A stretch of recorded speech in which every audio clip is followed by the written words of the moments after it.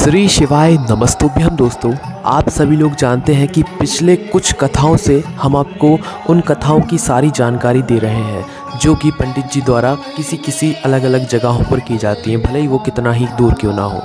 तो दोस्तों, अभी तक हमने जो कथाओं में जाकर महसूस किया है, और अभी जो पिछली वाली कथा हुई थी बेटवा में, इंदौर के पास, इंदौर से 30 किलोमीटर दूर जहाँ पर जो कथा हुई थी, उससे जुड़ी हुई कुछ बातें मैं आपको बताना चाहता हूँ। और जो हमने अभी तक कथाओं में जाकर महसूस किया है वो भी मैं आपको बताना चाहता हूँ। और मुझे विश्वास है कि आप इन बातों को सुनने के बाद आपका भी मन कहीं ना कहीं ज़रूर करेगा कि हम भी एक बार शिव महापुराण कथा को सुनने ज़रूर जाएं, वहाँ पर रुकें कुछ दिन और हम भी उस चीज़ को महसूस करें। सबसे पहली बात तो दोस्तों, आप सामने देख सकते हैं, ऐसा दृश्य देखकर, ऐसा आनंद देखकर किसका मन नहीं करेगा यहाँ पर आने के लिए। जब वहाँ पर कोई भजन बजता है ना, तो लोग ऐसे झूम उठते हैं कि आप अगर दुखी भी होगा, आपका मन परेशान भी होगा, आपका मन शांत भी होगा, तो वो दिल ऐसा खिल उठेगा, है ना। बहुत आनंद आता है जिसकी कोई कल्पना नहीं कर सकते, उससे भी कई गुना ज़्यादा आनंद आता है, ठीक है। और हम जाते हैं अपने भगवान की भक्ति करने, तो सभी जाते हैं, पर एक मन भी वहाँ लग जाता है भोले बाबा के 24 घंटे सिर्फ उनका ही नाम चलना है, उनकी ही बारे में बातें करना है, और अलग अलग लोगों से मिलना है, अलग अलग लोगों से बातचीत करना है, ये पूछना है कि आप कहाँ से आए हो। और जब वो बोलते हैं कि हम इतने दूर से आए हैं, महाराष्ट्र से आए हैं, दिल्ली से आए हैं, तो फिर सुनकर ऐसा लगता है कि हम तो इतने पास के पास नहीं जा पा रहे हैं और ये लोग ना जाने दिल्ली मुंबई से आ गए हैं। दोस्तों, व्यवस्था की अगर हम लोग बात करें तो अब हर कथा में बहुत बढ़िया व्यवस्था होती है। अभी तक हमने जितनी कथाओं में जाकर देखा है ना, बहुत बढ़िया व्यवस्था होती है। अगर कोई ये समझ रहा है कि भाई हम वहाँ पर जाएंगे तो व्यवस्था नहीं मिलेगी, हम नहा नहीं पाएंगे, हम धो नहीं पाएंगे, पर आप विश्वास मानो, आपके घर जैसा, आप घर पे जैसी व्यवस्था रखते हो ना, वैसी व्यवस्था आप कथाओं में मिलती है।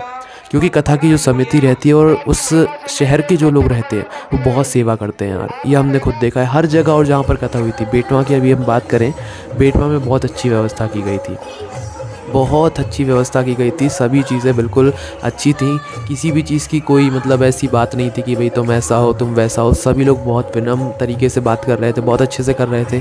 कई दूर दूर से लोग आए हुए थे कथा सुनने के लिए। और मैं आपको बताऊं, 6वें दिन की जो कथा थी, उस दिन की भीड़, उस दिन इतने सारे भक्तगण आए हुए थे कि कई सारे लोग तो धूप में खड़े हुए थे, रोडों पर बैठे हुए थे, क्योंकि उस दिन रविवार था, सभी लोगों की छुट्टी हुई थी। तो बहुत सारे लोग बाहर से, इंदौर से जो है, कई सारे लोग आए हुए थे, और बाहर से भी, बाहर के लोग भी कई सारे लोग आए हुए थे। तो बहुत भीड़ थी 6वें दिन, जिस दिन कथा हुई थी ना 6वें दिन की, उस दिन बहुत भीड़ थी। वो देखकर ऐसा लगा कि यार कुछ तो है, यहाँ पर स्वयं भोले बाबा विराजित हैं। जहाँ पर भी कथा होती है ना, वहाँ पर आप विश्वास मानो, वहाँ पर सच में भोले बाबा रहते हैं। वहाँ पर जाकर इतना अच्छा लगता है कि बाद में यार याद आती है कि हाँ यार, हम वहाँ पर गए हुए थे, तो ऐसा वहाँ पर हुआ था। और जब मैं आखिरी जो दिन था, 7वां दिन था, जब 9 बजे से 12 बजे तक वहाँ पर बेटवा में कथा हो गई थी, तो मैं 12 बजे के बाद करीबन 1 बजे मैं वापस से गया कथा पंडाल में।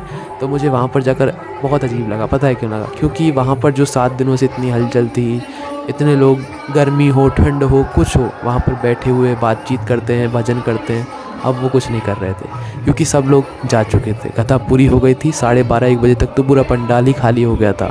कुछ ही लोग थे जो कि बस दर्शन करके अपना खाना वाना खा के निकल ही रहे थे, है ना।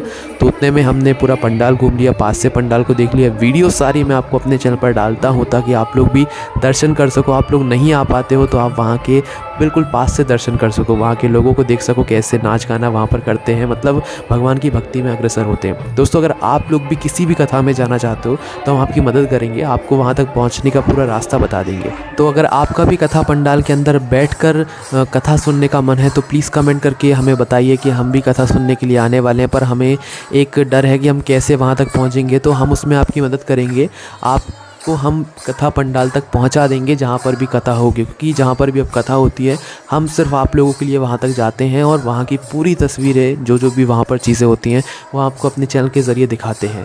तो आप प्लीज़ हमारी वीडियोस को शेयर भी ज़रूर किया कीजिए, ताकि और लोगों तक ये फीलिंग्स पहुँच सके, ये महसूस वो लोग भी कर सकें।